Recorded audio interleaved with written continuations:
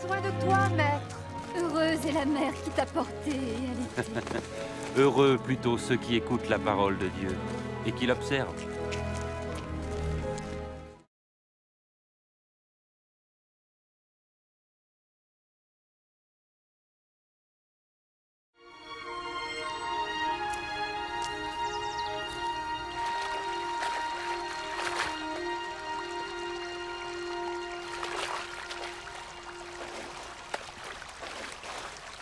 Apprends-nous à prier, comme Jean l'a appris à ses disciples. Quand vous priez, dites « Notre Père qui es aux cieux, que ton nom soit sanctifié, que ton règne vienne, que ta volonté soit faite sur la terre comme au ciel. Donne-nous chaque jour notre pain quotidien. Pardonne-nous nos offenses, comme nous pardonnons aussi à ceux qui nous ont offensés. Protège-nous contre la tentation et délivre-nous du mal. »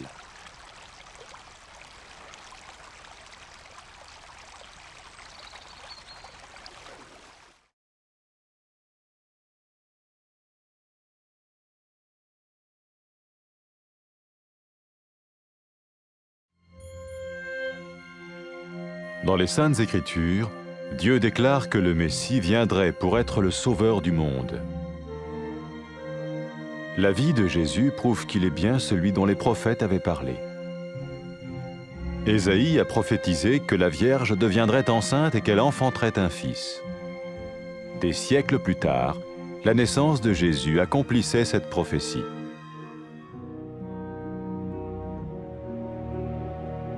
Les Saintes Écritures déclaraient que le saint à naître serait appelé le Fils de Dieu. Cela signifiait que Jésus serait le Fils de Dieu au sens spirituel et non au sens physique. Nous le voyons par sa manière de vivre. Il a guéri des malades, il a pardonné leurs péchés, les a ramenés à Dieu et leur a promis une place dans le royaume éternel de Dieu. Il s'est offert lui-même en sacrifice pour le péché à leur place. Puis il est revenu à la vie, victorieux sur la mort selon le plan de Dieu. Jésus a dit « Personne ne me prend la vie, mais je la donne de ma propre volonté. » La vie de Jésus n'a pas seulement accompli les écrits des prophètes, mais elle a aussi confirmé la vérité de la sainte parole de Dieu. Les prophètes avaient écrit « Ta parole, ô mon Dieu, est parfaite, elle dure à toujours. » Jésus lui-même a dit « Le ciel et la terre disparaîtront, tandis que mes paroles ne disparaîtront jamais. » Jésus est venu pour nous donner la vie dans toute sa plénitude. Mais quand l'homme a désobéi à Dieu dans le jardin d'Éden, il a choisi sa propre voie et ses actions l'ont séparé du Créateur.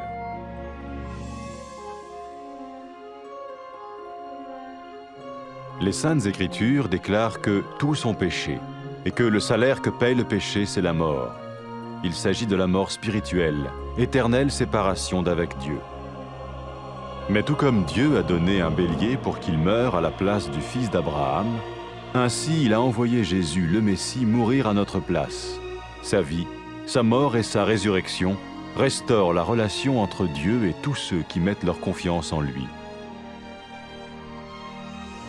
Maintenant, non seulement Jésus pardonne les péchés de ceux qui le suivent, mais il les sauve aussi du jugement éternel de Dieu.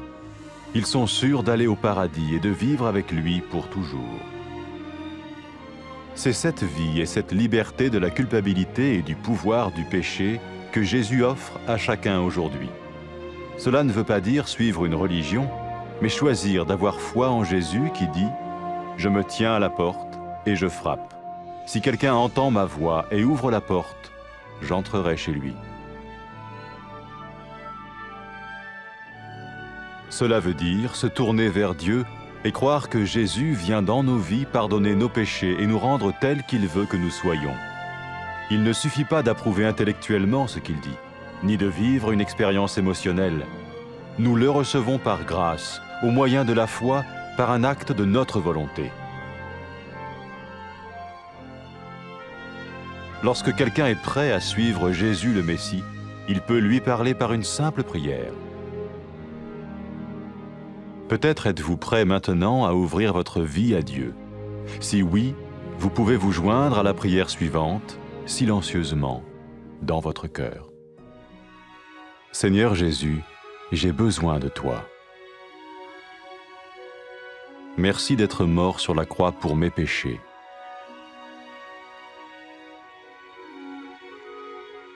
Je confesse mes péchés et je m'en repens.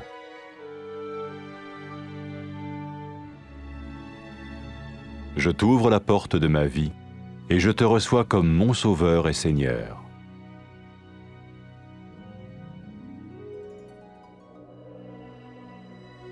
Merci de me pardonner mes péchés et de me donner la vie éternelle.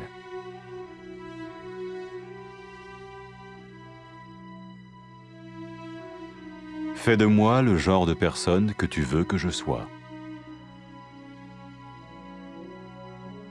Maintenant que je deviens l'un de ceux qui te suivent. Amen.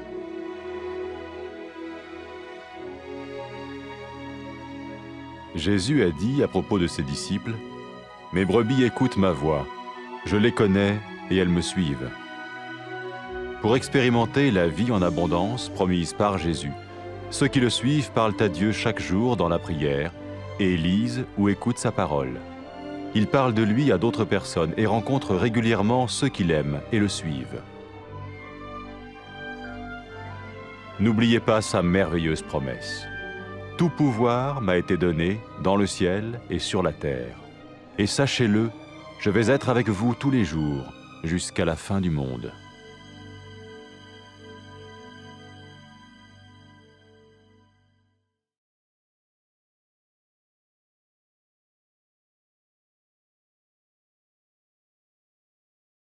محتاجينك يا رب.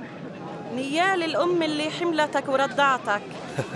حقيقة نيال الناس اللي بيسمعوا كلام الله وبيطيعوه.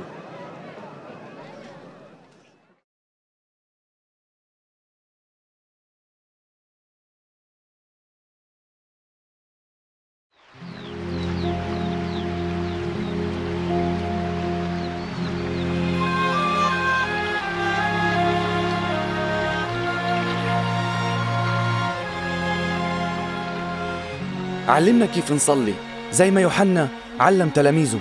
لما بدكم تصلوا قولوا أبانا الذي في السماوات ليتقدس اسمك ليأتي ملكوتك لتكن مشيئتك كما في السماء كذلك على الأرض. خبزنا كفافنا أعطنا اليوم واغفر لنا خطايانا كما نغفر لمن يذنب إلينا ولا تدخلنا في تجربة لكن نجنا من الشرير.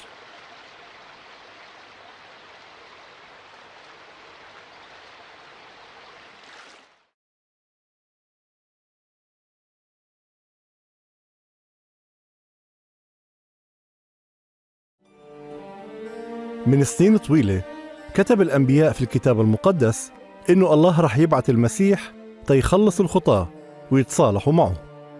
حياة يسوع فرجتنا إنه بالفعل هو المخلص اللي الله وعد إنه يبعثه للعالم. النبي أشعياء تنبأ وقال العذراء رح تحبل وتولد ولد، وهذا اللي صار بقدرة الله، وإنه مريم حبلت وهي عذراء وولدت يسوع. كمان مكتوب بالإنجيل المقدس إنه معجزة الولادة كانت علامة من الله إنه هذا الطفل هو المسيح واللي الله بيناديه ابنه. لما الناس شافوا يسوع شافوا كمان قوة وقدرة الله، شاف الناس وغفر خطاياهم ووعدهم إنه يكلهم مكان في ملكوت السماء. مات يسوع وضحى بحياته وأخذ قصاص كل البشرية، وبعدها قام من الموت، وهيك فرجانا إنه قوته أعظم من قوة الموت. يسوع المسيح قال أنا عندي القدرة إنه أعطي حياتي والقدرة إنه أخذها. حياة يسوع تممت شو تنبأ الأنبياء، وأكدت إنه كلمة الله هي من دون تحريف وإنها أبدية زي ما قالوا الأنبياء. يسوع كمان قال كلامي مش رح يزول. إجا يسوع عشان يعطينا الحياة والأفضل زي ما كانت الحياة لما خلق الله آدم وحواء. لكن البشر ما صدقوا الله وما أطاعوه، وهذا التصرف المخجل سبب البعد عن الله. الإنجيل المقدس بيقول إنه كل البشر أخطأوا وأساس الخطية هو الموت. الناس اللي أخطأوا ما بيقدروا يعيشوا في علاقة مع الله. وزي ما الله دبر كبش تيموت بدل ابن إبراهيم، الله بعت يسوع تيموت بدل نسل آدم. عمل الله هذا الشيء عشان كل اللي رح يآمنوا فيه ويعطوا حياتهم للمسيح بيكون لهم علاقة مع الله. فكل اللي بيتبعوا المسيح رح ينجوا من عقاب جهنم ويعيشوا مع الله للأبد.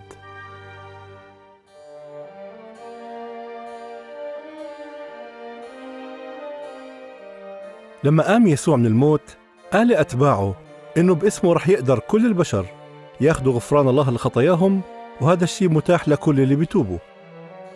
يسوع كمان قال إنه رح يبعث الروح القدس عشان يكون مع أتباعه ويورجيهم الحق ويعطيهم القوة عشان يمشوا في طريق الله.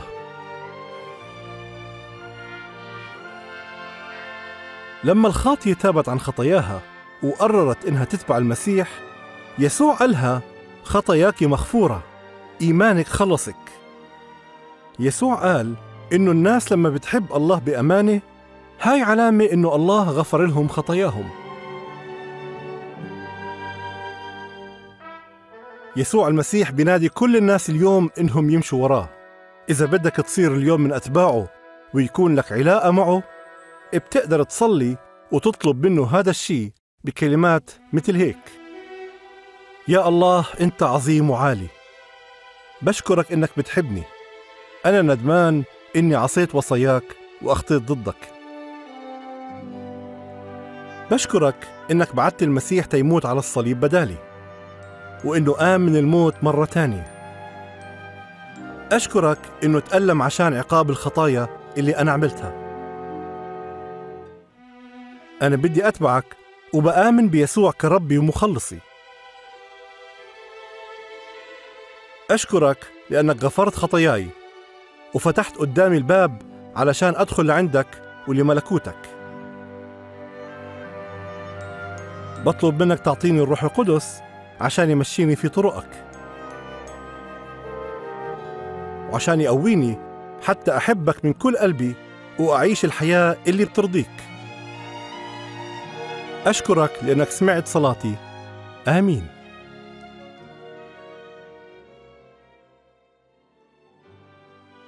يسوع قال لأتباعه: خرفانة بتسمع صوتي وأنا بعرفها وهي بتتبعني. اللي بيتبعوا المسيح بيجتمعوا مع بعض وبيدرسوا كلمة الله الكتاب المقدس كل يوم، وبيتعلموا يعيشوا زيه ويحكوا للناس عنه. فيسوع بيقويهم من خلال قوة الروح القدس اللي ساكنة في قلوبهم، وكمان بيصدقوا كلام يسوع اللي قاله قبل ما يطلع للسماء لما قال: إن عطالي كل سلطان في السماء وعلى الأرض، وأنا رح أكون معكم كل الأيام حتى نهاية العالم.